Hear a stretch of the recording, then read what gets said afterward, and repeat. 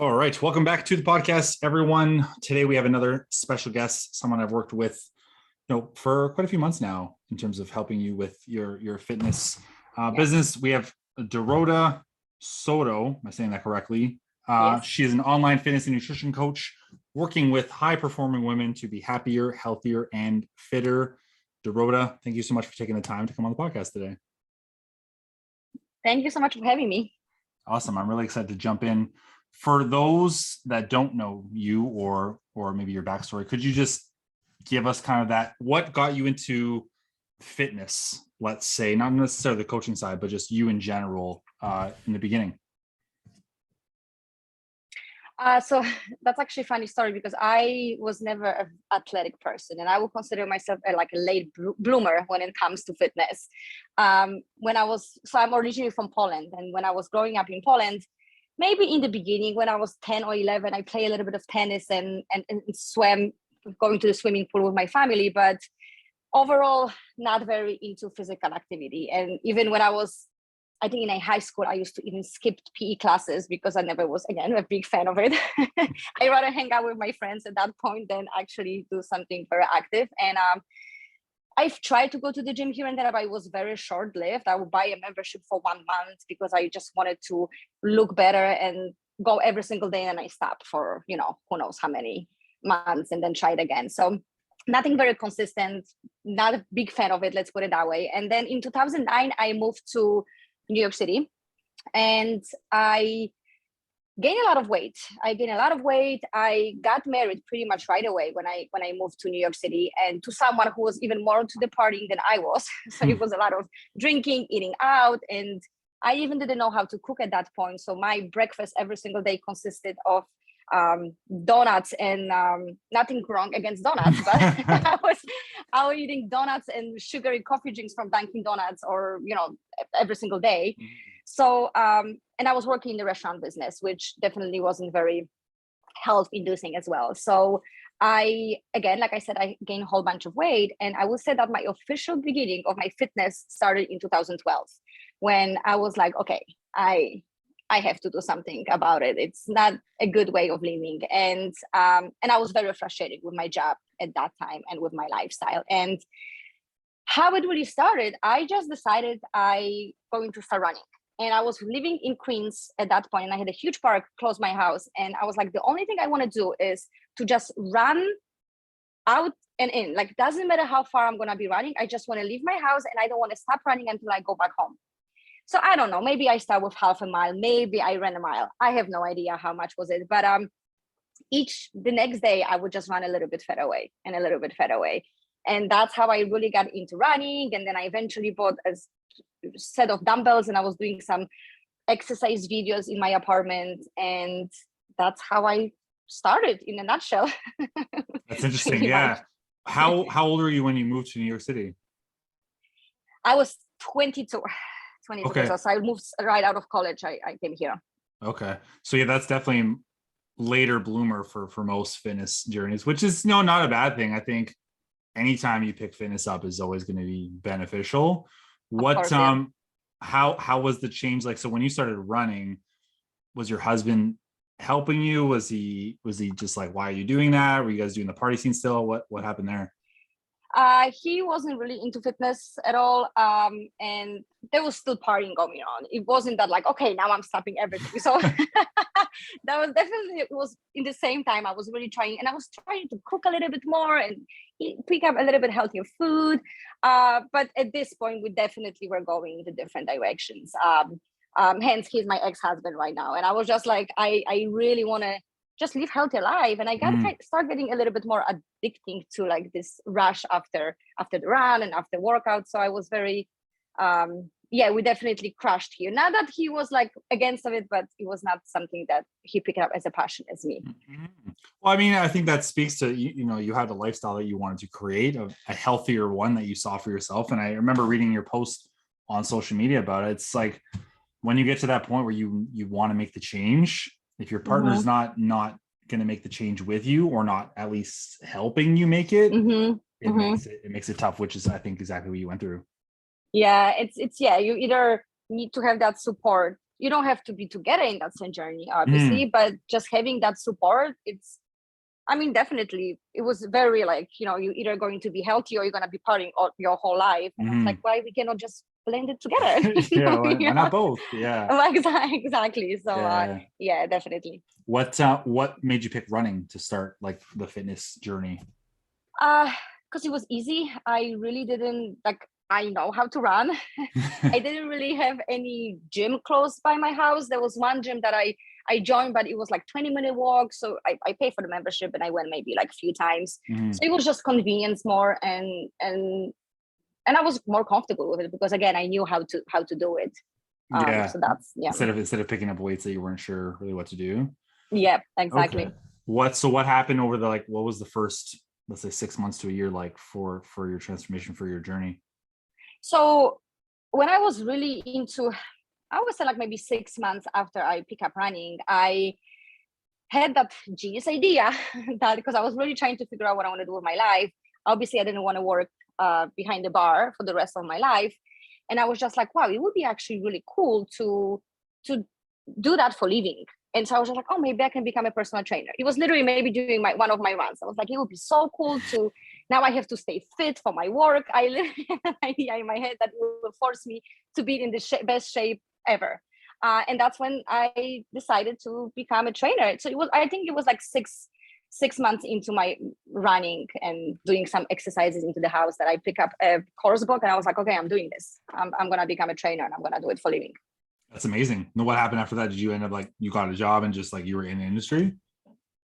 Yeah. So after I finished, I got certified. I got a job in a local gym in Queens in New York City. And that was actually at the same time pretty much when I was going through the divorce. So it was kind of like, I was like, okay, now I'm going to build my business as a trainer. As you probably know, in the beginning, it's not that easy as you would think. So it was a very stressful time for me. My family is in Poland. They still live in Poland. So I really didn't have any friends and a family here. I didn't have any money because I didn't save any money this whole entire time. So I even thought at one point that I would have to go back to Poland. But I was just like, I'm just going to stay and I'm going to give it a try. And I was just like, that was very motivated to make this whole fitness my career. And I was still working behind the bar when I was working in the mornings at the gym. In the evening, I was working behind the bar. And eventually I actually moved to New York City and I got a job in a high-end gym where I've been working there pre-pandemic. I was there for 7 years. And that's what I really build that community, and I built my business and met a lot of amazing people, and I kind of my career kind of went from there. That's awesome. Yeah, I love success stories like that. I think people think that fitness is easy to make it in the fitness industry. I think because maybe just what they see on social media, or because the really big accounts are super huge, when really it's a lot of hours spent working, a lot of hours spent working. I mean, I remember for me, I got my job in February. I think it was February 2015. And we had our firstborn August 2016. I don't know. I remember just missing a lot of the first few months of his life because I was morning shift. I'd come home between 1 and 3 o'clock and nap or spend some time with them and then go back to work for 5 to 10 o'clock. And then it'd be repeat. And then if you're someone who has to juggle a couple of jobs while doing that, your time is spent. So, I mean, it's really amazing to see how far you've come.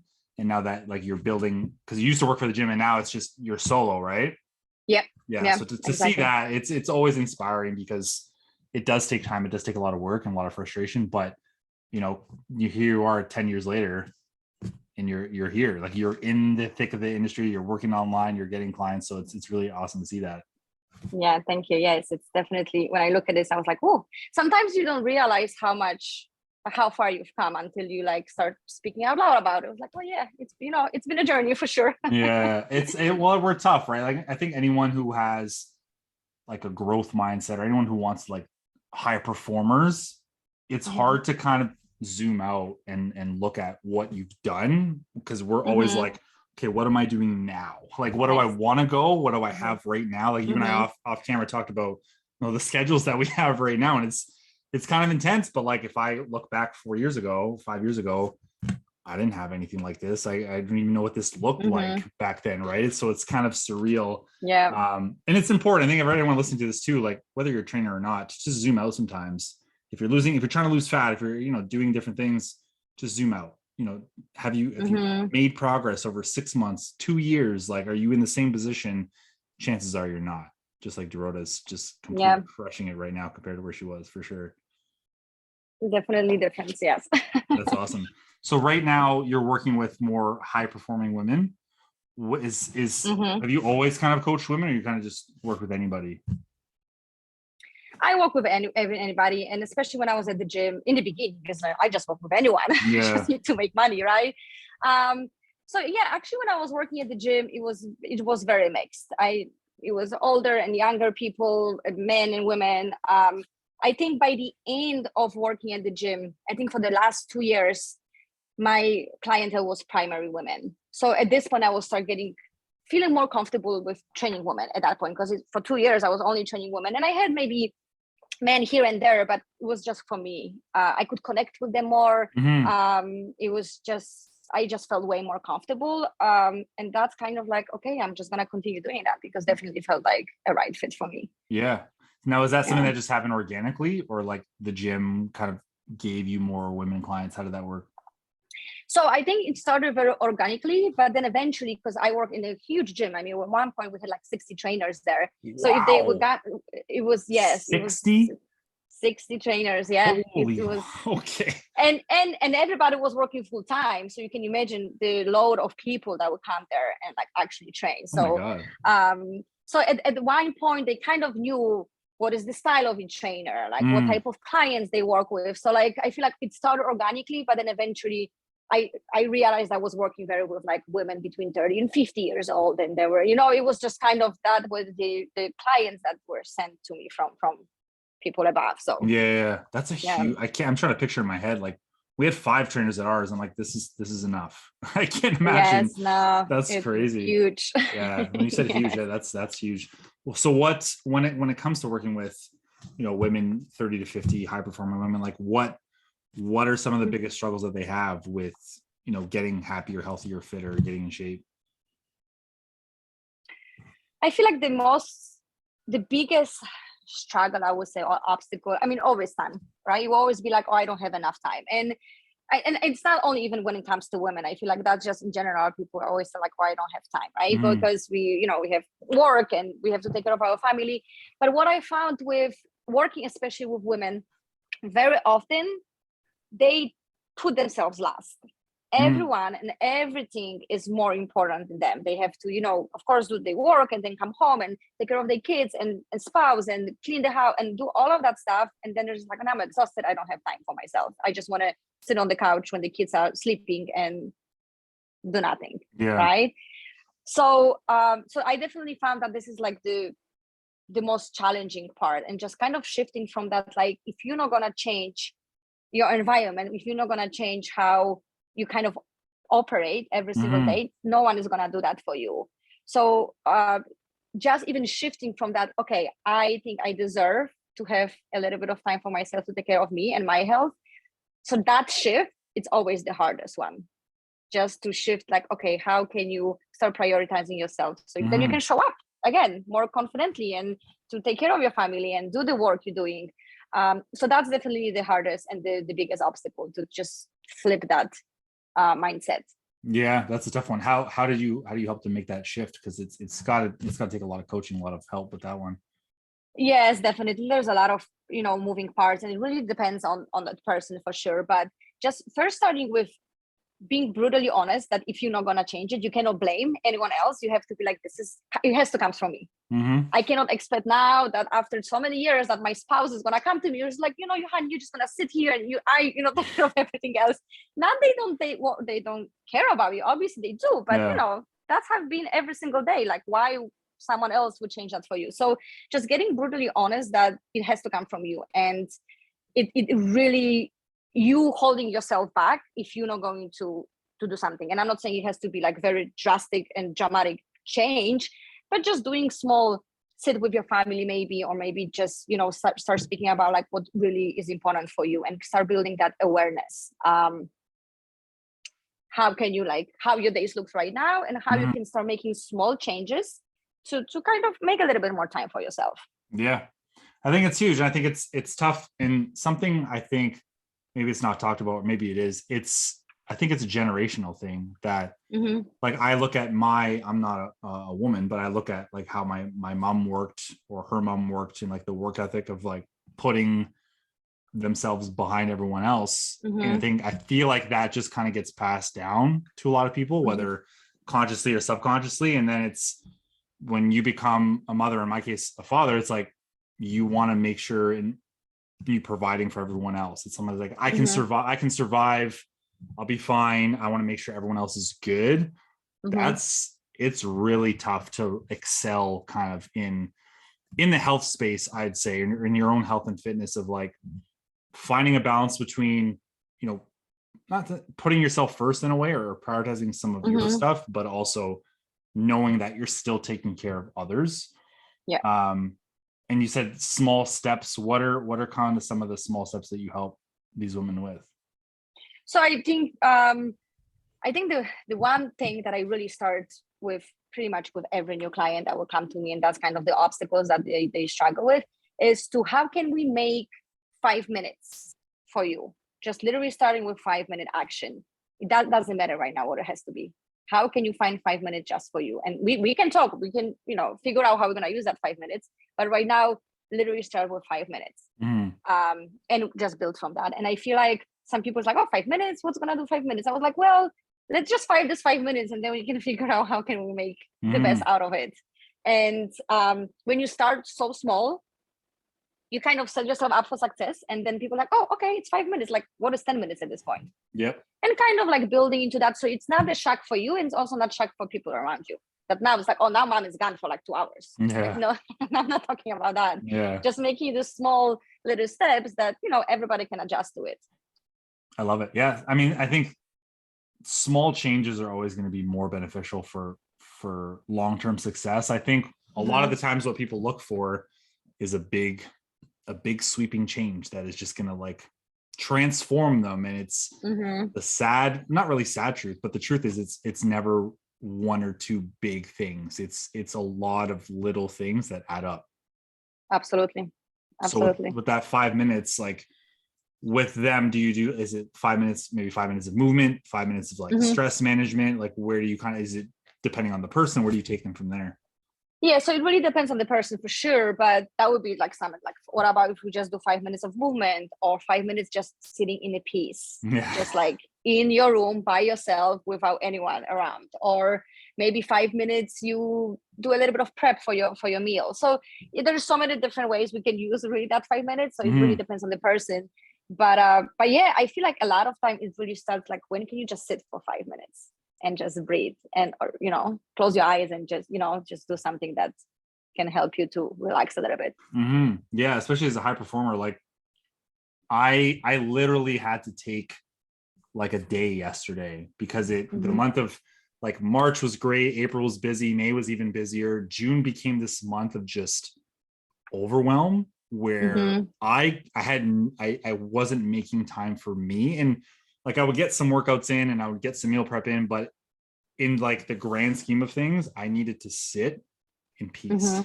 So the fact that you said that makes so much sense. But for me, I'm very bad at, you know, not getting distracted by things. Like if I'm in my house right now, I'm in my basement, my gym's behind me, this is my desk, my phone is here, my notebooks are here. So I had to remove myself from my home, go to somewhere where phones are not allowed, and sit with my notebook. And it was like one of the best days I've had in months. Yeah. I could just sit there in peace and just write out my thoughts and stuff. For me, it wasn't about nutrition or workouts. It was just like, I need to just sit and what is going on in my life right now. And I think a lot of people don't have that either. Not necessarily, it's not on purpose. I think, and maybe you could speak more to this. Maybe it's just, they don't know how to do that, or they feel like they don't plan their days. And they're just kind of like, if you've ever had a day where you're just like ping ponging from one thing to another all day long, By the time the day is done, you just, like you said, you don't want to do anything. Absolutely. Yeah, absolutely. And I can definitely relate to it myself as well. I definitely became more aware of how can I like build my schedule around like my needs, to making sure that I have time to work out in the morning and meditate. It's very sacred and important time for me. But then it happens sometimes that I have a lot of clients and everybody wants to work, and I just want to make sure I'm going to fit everyone in. And then I look at my calendar, I'm just like, why would I do that to myself? Because I want to make sure that, I can fit everyone in, and, and then I'm just sitting there. And so I have to be very intentional about that too. And sometimes when these very busy weeks happen, then it kind of is a good reminder for me, like, okay, how can I plan a little bit better? And I know it can be a little bit harder, especially for busy women that have also, I don't have kids, so it's a little bit easier for me, but they have kids and busy work schedule.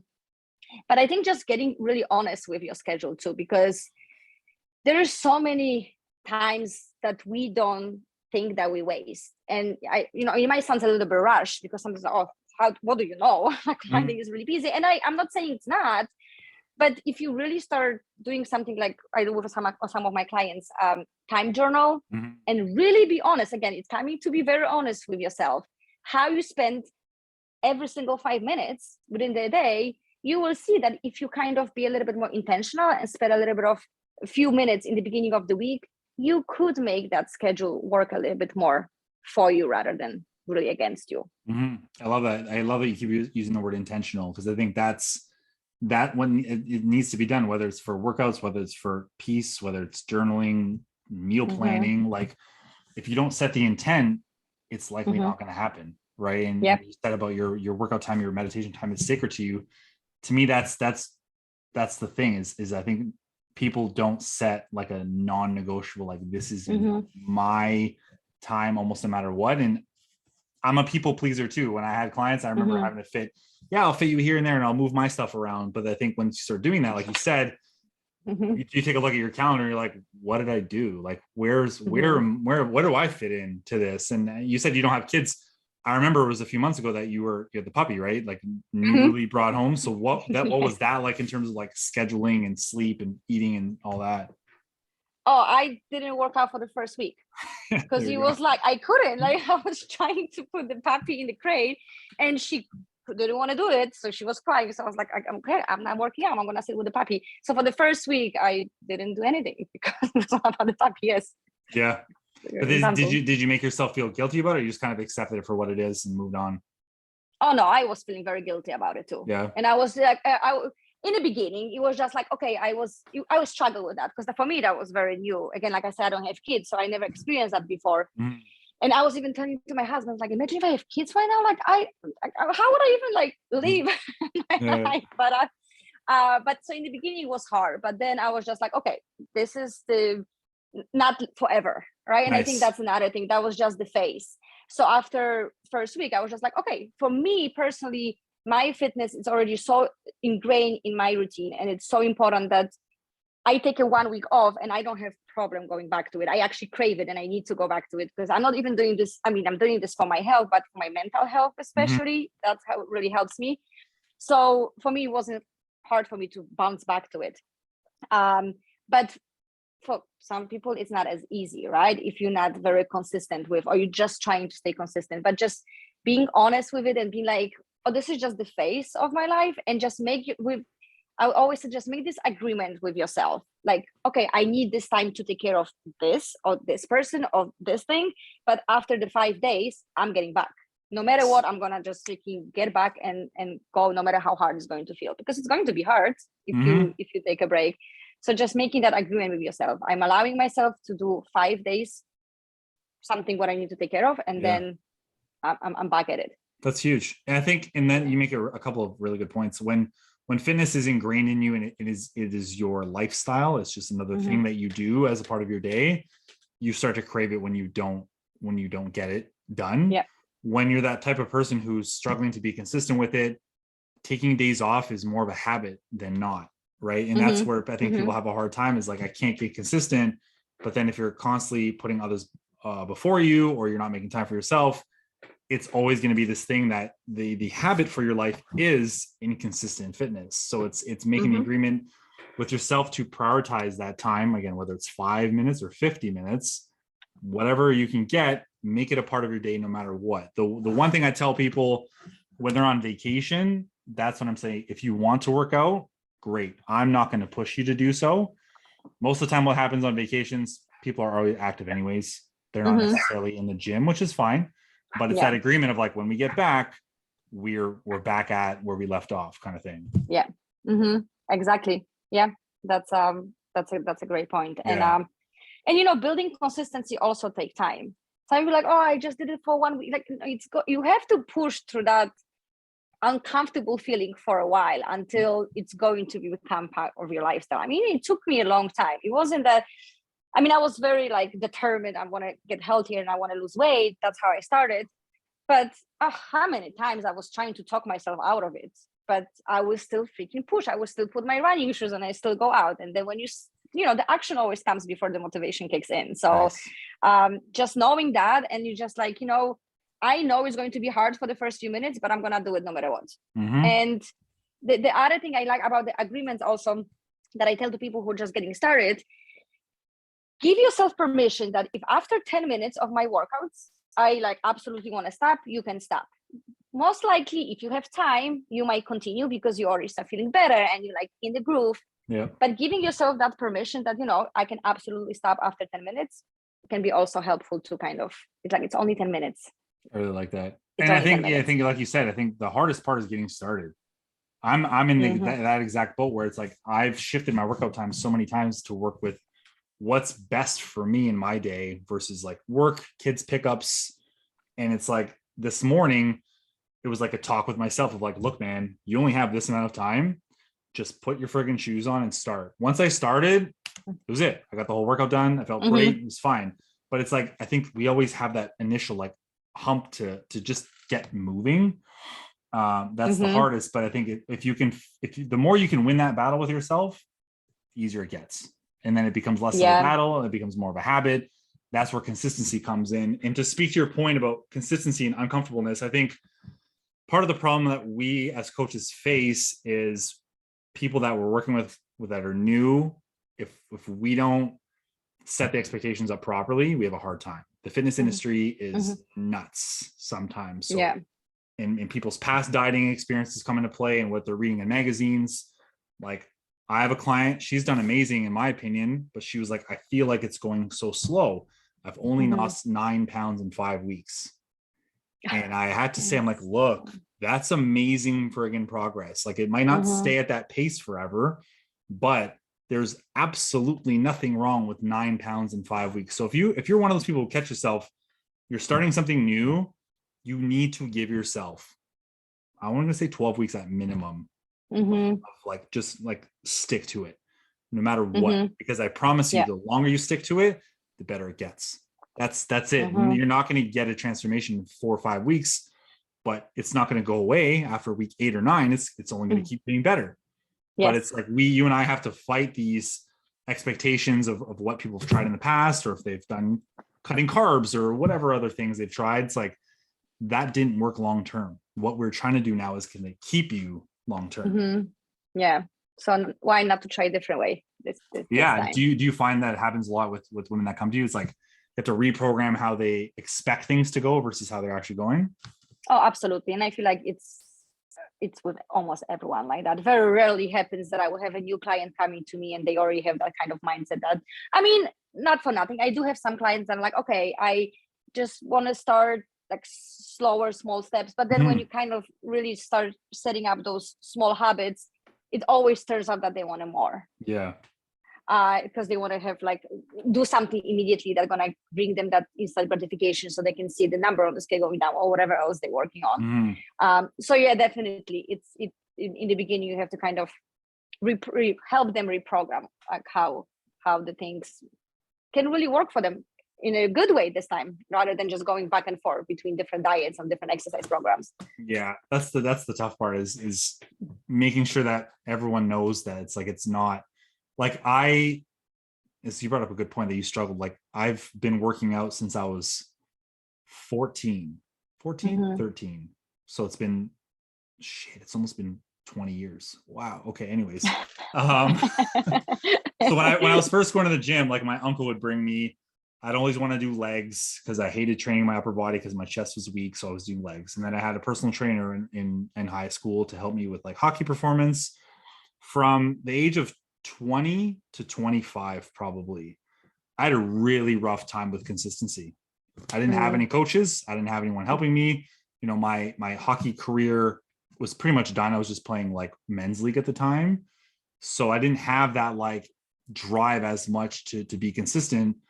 But from 25 onward, granted, I've missed some workouts here and there because it's life, but that's been my most consistent period. So when people, talk to me about my physique or my arms or whatever, it's like, well, what did you do? I'm like, it's time. Like it's literally, it's not going to happen overnight. Building muscle is a long-term process. I don't even train arms much anymore because I don't want to. I did too much of it when I was like 18. But for anyone listening to this, like if you're looking to transform your body and want to make like long-lasting changes, it's going to take years. And that's normal because you want fitness to be a part of who you are. Like Dorota talked about, it's been 10 years since she jumped in and started running to change her health. For me, it's been nearly 20 since I jumped in the gym. Like we didn't do this overnight. Not that I'm like putting myself on a pedestal, but it's just going to take longer than you think, I think is the main theme there. Yeah, absolutely. And the other thing that I want to kind of add to it, which is very important, that if you want to lead a fit life or healthy life, whatever that is for you, you have to become that healthy person. Nice. You have to become that fit person, right? Because I feel like everybody can go on a 30-day diet. I mean, it's going to be hard, but everybody can do it. But if you're not going to change your lifestyle, you're not going to change your mindset, you're not going to change your environment to kind of support it, then after this 30 days, you're going to go back to where you were 30 days ago. So what's the point here? Yeah, that's the thing. I think diets are everywhere, supplements are everywhere, trends are everywhere. But the thing is, and I talked about this actually funny on Facebook this morning, it's like if you're the type of person to constantly look for the shortcut, the fastest way to get somewhere, your fitness journey is going to take you longer. It's going to take you, like I've been there. I've gotten my credit card scammed from fat loss supplements I bought online back in the day. It didn't help me. It didn't lead me anywhere, right? It's literally it's boring. It becomes boring, but it's supposed to, right? The exciting part is, and maybe you can speak to this too, is going to your closet and being able to wear anything you want. Being stronger than you've ever been, running up and down a flight of stairs without, losing your breath. For mothers out there, like picking up your kids without aches and pains, things like that, playing on the floor, like that's the exciting stuff, but those are the results. Boring stuff is the work you got to put in. It's not the Instagram workouts or whatever other stuff we see online. Do you find that that's kind of the case as well? Absolutely. You have to put the work. And sometimes I found, especially in the past, I don't deal with that anymore. But I would have that I would see like a client once a week and they would expect this major, changes in their life. I was like, well, I don't even know what's happening outside this 1 hour that I see you a week. And they kind of put so much pressure in that 1 hour that they see with the trainers and they don't even know what's happening. I don't even know what's happening outside of that. So, and that's where majority of your life happens. So, so just being consistent with, that's why I actually love doing the online training now, because you kind of give that more accountability to your right people who you see on in person. And I don't know if you probably can agree to that. I feel like I just having that support and a reminder to just, take an action every single day, it definitely makes a huge difference. And yeah. That's huge. It's true. I mean, I remember when I was a personal trainer, the gym I worked for, because I'm not going to name any names, but the sessions people bought were 25 minutes, 20 minutes. So I was like, what am I doing with someone for 20 minutes? Like, I can put them through a bit of a workout. It's not going to be the best. And 9 times out of 10, like there's no time to talk about their nutrition, their sleep, their stress management, like all these other big pillars of health. So it's like, okay, well, if people are brought up, like and most people have had a personal trainer at one point or another, and it's not the trainer's fault, but if they're putting all the emphasis on that 1 hour a week, even if it's 3 hours a week, to me, 3 hours a week is not going to make or break your journey. It's going to be Absolutely. all of the other hours. Mm-hmm. We are surrounded by food all the Yeah. time, right? Mm-hmm. You're only working out so much. So it's like, we have to shift your mind into thinking, okay, well, what does a fit and healthy life, as you put it, look like on the whole? Okay, Mm-hmm. working out is one. Nutrition is a big one. I Mm-hmm. talk more and more with clients about stress management because, and I'm sure you Mm-hmm. see it with the women you work with, stress management. Sleep. Absolutely. Sleep is something that I think, and I don't know, again, I've been to New York, but I never lived there. I don't know what it's like with people in sleep there. I'm sure it's kind of like people just go all the time. Yep. Those things are huge, I think. Like, and you can tell me, like, with people who don't have stress and sleep kind of dialed in, they struggle. They have a much harder Mm-hmm. time seeing results. Absolutely. And I even felt that throughout my journey. In the very beginning, when I got into the fitness, Mm-hmm. I was very like, okay, fitness. Like I was just like, I'm gonna work out, and I started making a little bit healthier choices here and there, but it was more really focused on fitness. Then I added the nutrition, and I really became more interested in that. But that was it. It was my fitness and it was nutrition. And my stress, I didn't even worry about it. And I was like a walking stress bomb, pretty much. I when I started actually losing weight, I lost so much weight that I had a lot of health issues because I went from like because I was working out so many hours a week and under eating at this point, like going through those like crazy, and my stress level was off the roof. And yeah, maybe, on the outside I look okay, but my whole health was just declining. So sometimes we don't realize like how many other parts comes to it. For me at this point in my life, it's not even about like looking good, but just feeling good. Mm-hmm. And for me, I think I would have to say that it took me like 8 years working in a fitness industry when I can finally say that I think I felt good in my own skin for the first time in my life. And it didn't only take the fitness part, but it also took all of that stuff that you cannot see, like you said, the stress management and sleep and Mm-hmm. your thoughts, right? You're working on your mindset and all of that stuff. I think that comes with maturing, right? Like, as life gets busier and there's different things happen in life, it's like, how are you managing these things? I can tell from me personally, when we had one kid, it seemed stressful. Now that we have two kids and we got a puppy, like, I was like, what the hell's going on here? Like, I had a really hard time with myself because I'm like, well, I have all these other people to take care of now.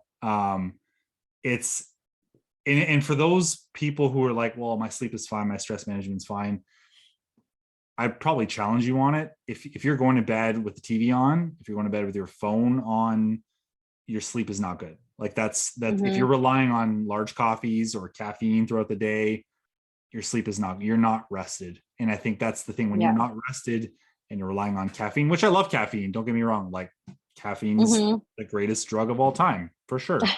Yes. But like when you need bigger and bigger coffees or whatever it is, like your mindset will suffer, more anxious, more agitated, potentially. Your nutrition's not going to be as good because you're not well rested. When we're not rested, our eating habits we have cravings through the roof. And stress, that goes hand in hand. When you're stressed, I don't know about you, Dorota, but when I'm stressed, like there's a reason I don't keep a lot of snacky foods in the house, because they're too easy to grab. I won't get a donut every day. I've had my moments, but it's like, when you can really, and you talked about a time journal. I think, again, that's where I've talked about journaling and just in general, like, what is really going on in life? What does a day look like? What do you want a day to look like? A day in the life, like, you transformed how you live. You're partying and eating takeout a lot, and now you're living a fitter, healthier lifestyle, but it also helps your mental health, right? For me, the mental health thing was a big piece too, because it's like, well, I can barely take care of myself, let alone my kids. And I think for women and mothers especially, like, when you do take care of yourself, you are better at taking care of your kids. I think that's something that I think people have a hard time hearing or understanding. What do you feel with people that like still have that like blockage of like, well, I want to work out, but I can't do this stuff? That can be very common too. So I always try to explain to my clients that what I want to help you with is to really approach your whole like fitness in like a deep health And there, when we talk about our deep health, it's not only about your movement. There is also nutrition. There is your mindset. There is your stress management. There is just so many different things that comes into the equation. That's why it might take a little bit longer for you to actually reach your goals and sustain them. And I think just kind of bring that, again, awareness. It's all about like being aware of like, and just like noticing and naming, and kind of bring that light to certain parts of their life to kind of realize, okay, maybe I need a little bit of change in, with my stress or something else. But when I kind of explain that to them, it's kind of like, oh, okay, maybe, it's worth exploring. And especially if there is someone who is like working out consistently, looks like it's looking good and eating good, but still not seeing results. I mean, there is so many other things that can go under the surface that we don't see, that maybe it's worth to just exploring and see what's really 100%. Going on.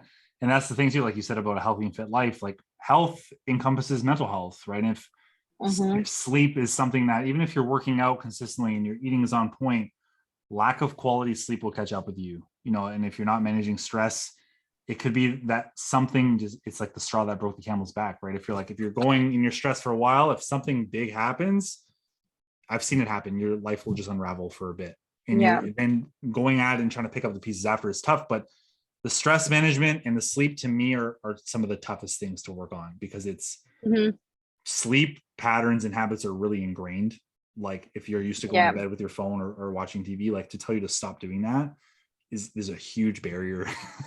I found myself in, oh my God, it really is, right? Like you'll be on Instagram just scrolling reels and stuff, and all of a sudden you're like, wow, it's 11:30, like I gotta go some sleep. And then but still, like even if you go to bed at a good time, and I don't know if you found this, I found this personally with my sleep, like my sleep quality was not good.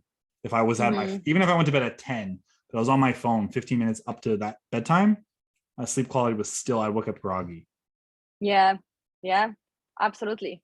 I definitely can relate to that. And for me, it actually took me a long time to make that deal with myself, that I'm not going to look at my phone the very first thing when I wake up. Nice. So now I wake up pretty early, and I work out and I meditate, and I don't check any notifications on my phone until like 7 a.m., which again, I wake up at like 4:30. So 7 Holy smokes, really?